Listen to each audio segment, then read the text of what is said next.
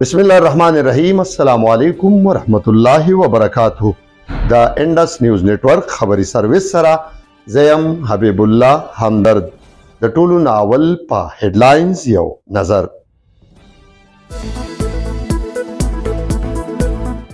د پاکستان تحریک انصاف لخوا د سپریم کورټ په حکم درج شوی FIR مسترد کول. پیښور کې د باراني اوبو ویستلو په حقله د وزیر اعلی خیبر پختونخوا محمود خان خصوصي هدایات ورکول. سوات ایکسپریس وے فیز 2 باندې په باقاعده توګه کار پیل کېدل. د DC سوات د احکاماتو باوجود د سوات سیند څخه د بجرۍ او شګو ویستلو غیر قانوني کار روان پاتې کېدل.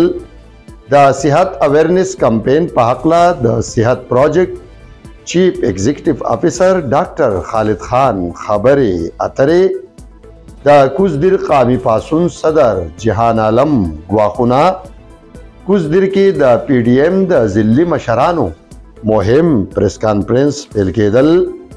ایډیشنل اسسټنټ کمشنر پیښور سیده زینب نقوی د صفائی ستھرائی په ناقص صورتحال د هوټل منیجر په ضد قانوني کارروایي کول او د انډس نیوز نتورک سرپرستیاله جهانزیب لالا لخوا د همکارانو د ګمارنې مهم اعلان کول. د علاوه د دې سره د نورو خبرونو تفصیل راځو د ویلند شاندمې نه پس ملتیا مو کوي.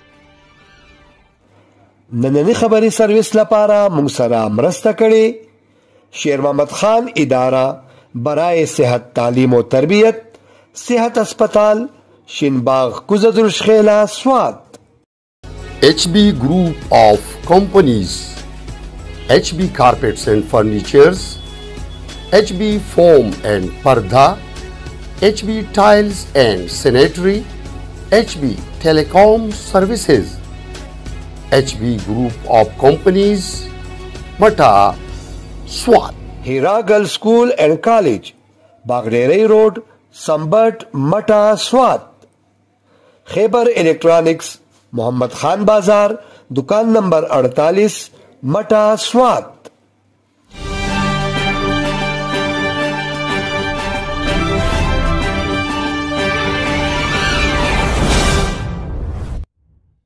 او اوس د خبرونو تفصیل. د سپریم کورټ په حکم تھانه وزیر آباد کې په عمران خان د شوی حمله FIR درج کړی شوی چې پکې د قتل، اقدام قتل او دهشتګردۍ دفعات شامل کړي شوي دي. نیول شوی ملزم نوید په یاد FIR کې نامزد کړي شوی. بلخوا عمران خان او د پاکستان تحریک انصاف مشرانو یاد FIR مسترد کړي او زیاته کړي ده چې په FIR کې د هغه کسانو نومونه نه دي شامل کړي شوي کوم چې عمران خان په خپل درخواست کې په ګوته کړي وو. نوموړو په دې لړ کې د عدالت مخه کولو اعلان هم کړی دی.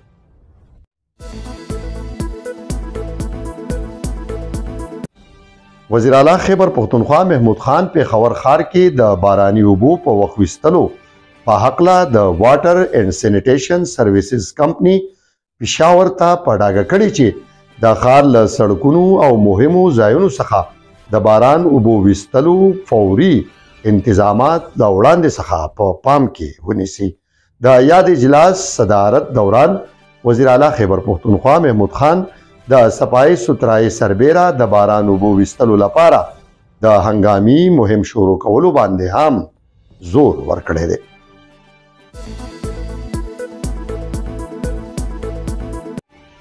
سوات ایکسپریس وے فیز 2 باندې په باقاعده توګه کار روان شوی. د کار لپاره هیوی مشینری راوړل شوی او ټول لوازمات پوره کړی شوي دي. سوات ایکسپریس وے فیز 2 د چکدرې نه تر فتح پور پورې 88 کیلومتره اوږدوالی لري. یاد موټر وے به په 9 انټرچینج او 8 غټو پلونو مشتمل وي. د یاد ایکسپریس وے شاوخوا 3 کیلومتره سیمه به په ملکنډ ضلع او پاتې 15 کیلومتره برخه به په سوات ضلع کې ویستل کیږي. د کومې لپاره چې نقشه له وړاندې څخه تیاره شوي هم په هغه نقشه به کار سرته رسولی شي.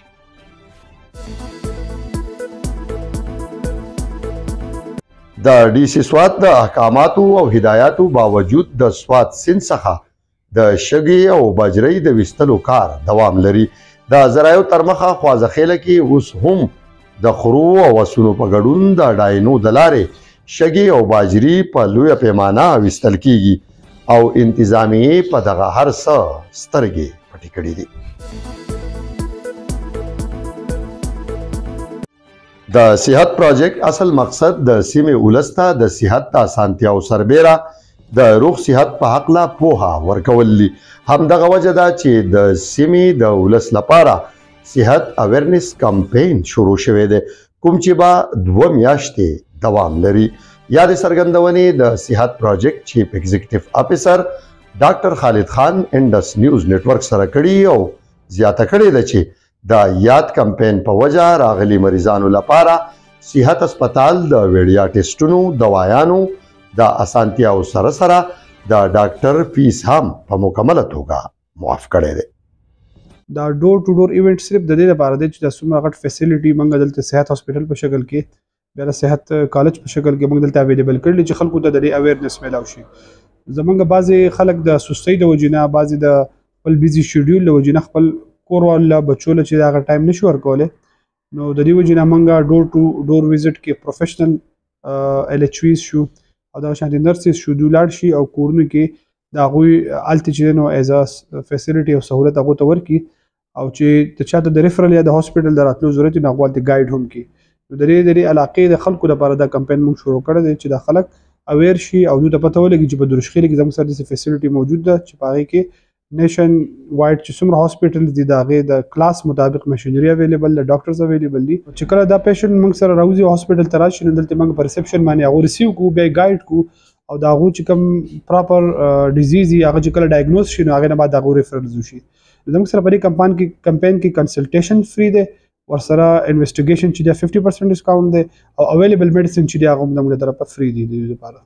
د کوزدیر قامي پاسون صدر جهان علم ویلي چې کاټلنګ کې وجل شوي رحیم الدین ته ترڅو انصاف نوی میلاو شوی او د هغه ملزمان نوی نیول شوي تر هغې به دوی خپل احتجاج روان ساتي.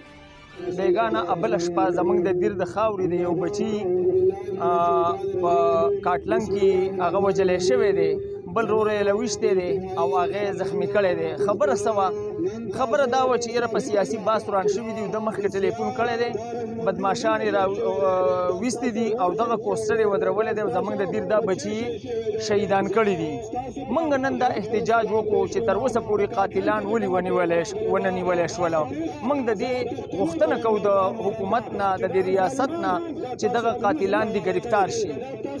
که چېرې په 3 ورځو کې دا گرفتار نه شو نو په 10 تاریخ د نن نه په 3 ورځ پس به موږ ټول دیر جام کوو. د دیر ولس به راپاسي احتجاج به کوي او ټول دیر به بند. کوزدیر کې د پی ډي ایم ضلعي مشرانو ډسټرکټ پریس کلب تیمرګره کې یو هنګامي پریس کانفرنس کړی. دغه مهم پریس کانفرنس په اړه نور تفصیل اخلو نیغ په نیغه د کوزدیر نه د خپل همکار نواب باچا نه. جی نواب باچا لویر دیر کې د پی ډي ایم د ضلعي مشرانو دغه مهم پریس کانفرنس تفصیل را سره شریک کړي. جی همدرد بالکل نن د پی ډي ایم مشرانو چې پاکي د جے یو آی لوور دیر ضلعي امیر مولانا سراج الدین د پاکستان پیپل پارټي ضلعي صدر او سابقه منسٹر محمود زیب خان د غي سره د غي انفارمیشن سیکریټري علمزیب ایډوکیټ د بار سابقه صدر جان بادر ایډوکیټ د عوامي نېشنل پارټي ضلعي رهنما ملک محمد زیب خان او نور مشرانو په ډسټرکټ پریس کلب تیمرګره کې یو هنګامي پریس کانفرنس وکړو. هغې پریس کانفرنس ته د وینا په موقع باندې ووی چې څه خلک د پاکستان ادارې د پاکستان معیشت دا تباه کول غواړي او د هغې درپی دي او انډیا چې کوم کار پاکستان ته د نقصان رسولو نه کړی هغه خلک لګیا دي او هغه کار کوي لہذا موږ د دې ډیره زیاته غندنه کوو. هغې وویله چې پاکستاني نو موږ به یو سیاست به وي او که پاکستان نه نو نه سیاست کېږي نه به موږ یو. د دې وجې نه د ټول ټول نه اول زمونږ د پاره د پاکستان استحکام، د پاکستان بقا، د پاکستان تحفظ چې دی دا د هر څه نه مخکې دی او د هغې نه وروستو خبرې دي. هغې غندنه وکړله چې په پاکستان کې څه خلک اوس را پاسېدلي دي، څوک روډونه باندې، څوک چوکونه باندې، او په دغه طریقه باندې عوامو ته هم تکلیف رسیږي. او د دې سره سره د پاکستان په ادارو پسې، د پاکستان په پوج پسې هغې نارې وهي او هغه کمزوري کول غواړي د امریکې د خوشحالۍ دپاره، د انډیا د خوشحالۍ دپاره، د اسرائیل د خوشحالۍ دپاره. لحاظ موږ د دې پر زور مذمت کو او هغې وی چې ډېر زره موږ مشاورت کو چې په کوز دیر کې به موږ د غونډو پارټو مشترکه یو امن ریلی کو او په هغې کې به دا پیغام د ملک خلکو ته ورکو، عوامو ته ورکو چې موږ د پاکستان ادارې چرته هم چاله کمزوري کولو نه ورکو او کم خلک چې د دې ادارو د کمزوري کولو کوشش کوي هغه خلکو ته په ډاګه کوو. جی ډېره مننه نواب بادشاه موږ سره د تفصیلاتو د شریکولو.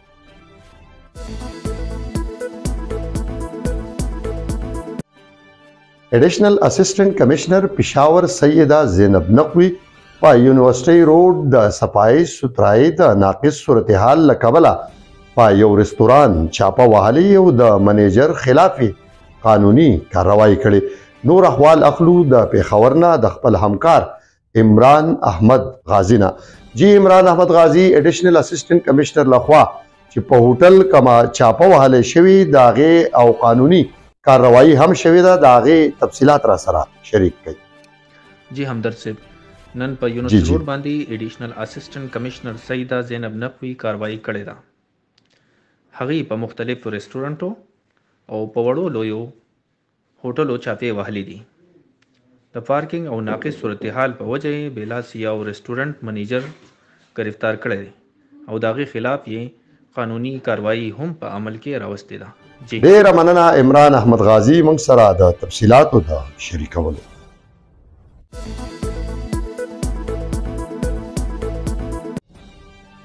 د صحافت سره مینا او اړه لرونکو لپاره د خوشحالۍ خبر انډس نیوز نیټورک درکوي تاسو ته یو موقع د خپلو صلاحیتونو د ښکاره کولو که تاسو غواړئ چې د صحافت په دنیا کې ځان لا یو لوړ مقام جوړ کړئ او پیس جرنالیزم لا وده ورکړئ نو د انډس نیوز نیټورک ټیم سره همکاري وکړئ. انډس نیوز نیټورک ته د خیبر پښتونخوا د هر یونین کونسل، تحصیل او سیټي نه د همکارانو ضرورت دی. خواهشمن ملګري په دغه نمبرو تماس نیولی شي او خپل اسناد را لیږلی شي. په دې هکله د انډس نیوز نیټورک سرپرست اعلی او سینیر صحافي حاجي جانزیب لالا یو مهم اعلان کړی، راځئ چې وایو. زه د انډس نیوز نیټورک په مشر په حیث باندې خپل دوستانو اوریدونکو ته او رپورټرانو ته یو پیغام ورکول غواړم. هغه دا دی چې نن زمونږ یو اهم میټینګ وشو او دا میټینګ په حواله باندې مونږ یو پروګرام طی کړ او دا دی چې مونږ دا غواړو چې زمونږ سره د تحصیل نه والا د ضلع بیا د ښار او د ضلع او د پوره کنټري د پوره ملک او د بهر ملکونو سره د هم کنټي خیر دی. مونږ دا خو واټس اپ ته خبردي راځي نو مونږ د رپورټرانو د پاره د اغستو پروګرام جوړ کړو چې زمونږ دا نیټورک څونه خلک خوښوي او څونه وسیع شي، غټ شي. نو دا ښه خبره ده. مونږ دا کوشش کوو چې کوم د صحافت سره شوق لري او تعلق لري نو مونږ هغه کسانو ته دعوت ورکوو چې هغې دي زموږ په نیټورک کې که څوک خواهشمند دي د خواهشمند حضراتو دې مونږ قدر وکړو، د هغې د جذباتو دې قدر وکړو. هغې دې مونږ ته په حیثیت د رپورټر خپل سیویګانې راولیږي او مونږ به انشاءالله په هغې باندې غور کوو او ښه معیاري کس به دې نیټورک کې راولو او اعلان به وله کوو. خو یو خبره ده چې مونږ لا کوالیفاید کس پکار دی چې په هغه صحافت په مت پوهېږي. ناپوهه کس مونږ لندی پکار چې سبا ځان ته مسلې جوړوي، مونږ ته مسلې جوړوي. مسایل والا سړی مونږ ته نه دی پکار. یو دا دویم دا چې مونږ له بېداغه صحافي پکار دی چې هغه بلیک میلینګ نه کوي، په چا بېجا الزامات نه لګوي، د ملک د وطن د عزت د علاقې خیال وساتي. دا و تر دې د خبرونه د نورو خبرونو او اپډیټس لپاره کتلی شئ انډس نیوز نیټورک د لوی الله په امان.